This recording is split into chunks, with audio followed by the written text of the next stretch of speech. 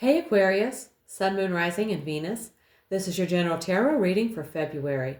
Because this is a general reading, it may not resonate with everyone in the Aquarius collective, so take what resonates and leave the rest. You can always check out your moon and rising sign videos because sometimes they resonate better. The deck shuffled, spirits here. Let's get to it. The first card I draw will talk about your present situation. And we have the Seven of Wands. You're currently standing your ground. You may feel like you're being challenged, questioned, or even pushed back by others, but you have the upper hand. The card shows that you're in a strong position, even if it doesn't feel easy. You're in a period where your strength and determination are being tested. You can succeed, but the advice is don't back down, trust yourself, and keep your boundaries strong. All right. Let's take a look at your challenge for the month of February.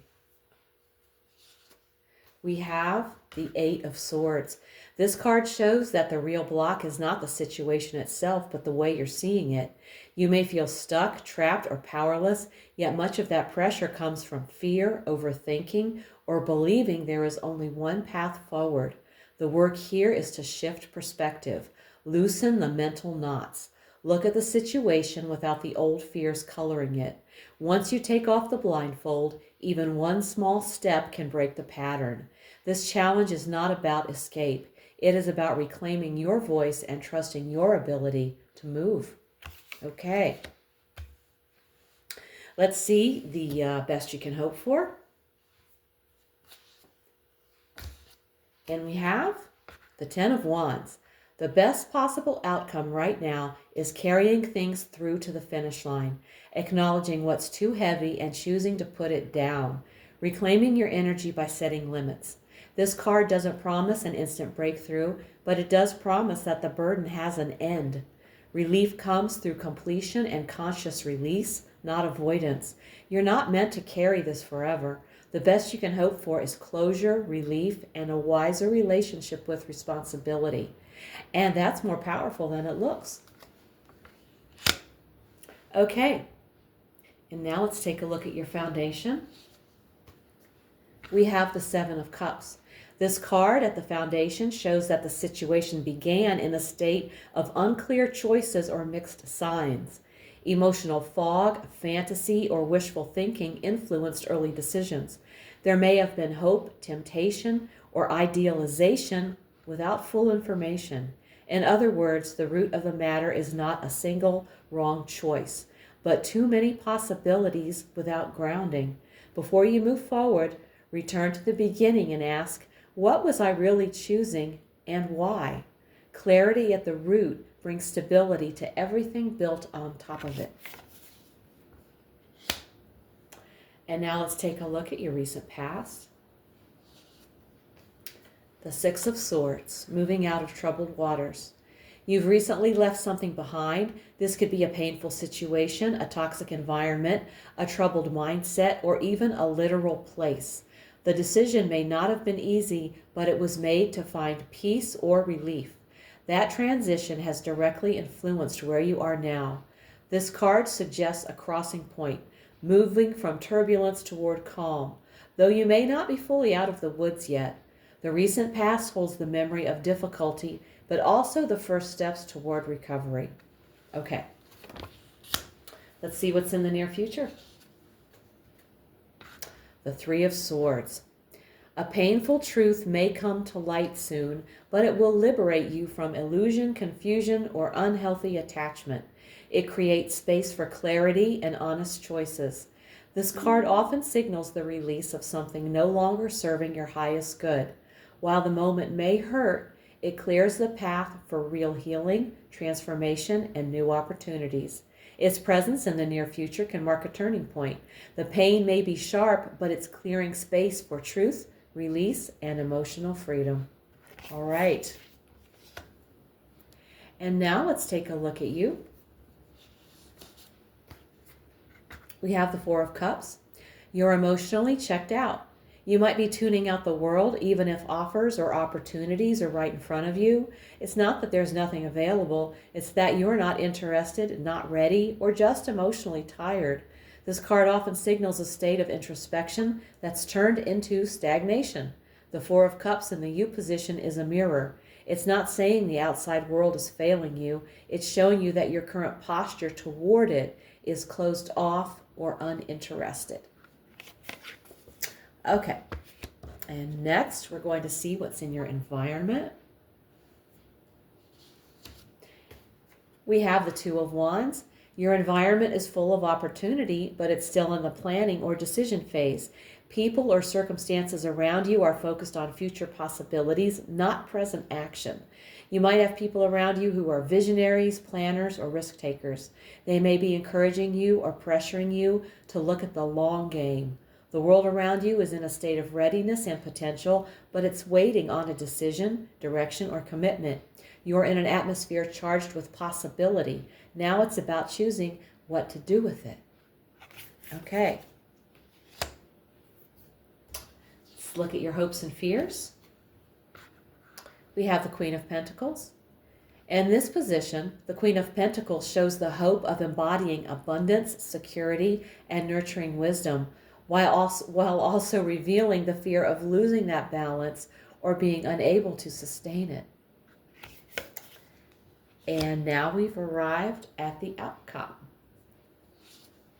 We have the Queen of Swords.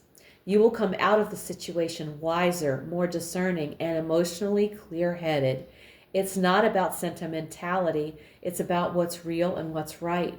The Queen of Swords in the outcome means the future holds truth, clarity, and empowered detachment. Things may not wrap up with warm fuzzies, but they will wrap up with integrity, self-respect, and a clear sense of what's real.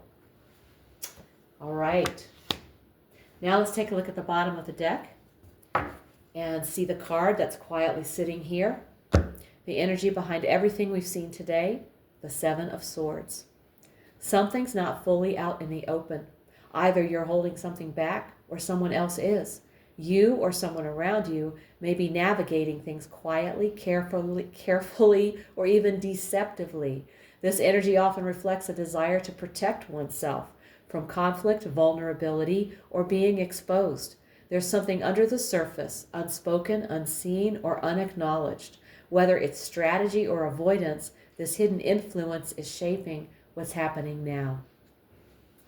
All right, let's get a message from Spirit using the Oracle of the Seven Energies. And we have Divine Matrix. Everything in your life is connected within a vast living web. You are not separate from what you desire. Your dreams already exist within the Divine Matrix, waiting for your conscious choice to activate them. What you focus on matters. What you choose matters. You are constantly weaving your own energetic thread into the fabric of life. When you act with awareness, intention, and courage, synchronicities align and miracles unfold naturally. Trust that you are supported, guided, and far more powerful than you realize. Beautiful message, Spirit. Thank you. Now I'm going to pull another card for you from the Angel Therapy deck. You have guardian angels with you right now who are whispering loving and accurate words of guidance that can help you with every aspect of your life. Let's draw a card and see what their advice is for the Aquarius Collective for the month of February. And we have Visualize Success. See yourself doing well in this situation and have faith in a positive outcome.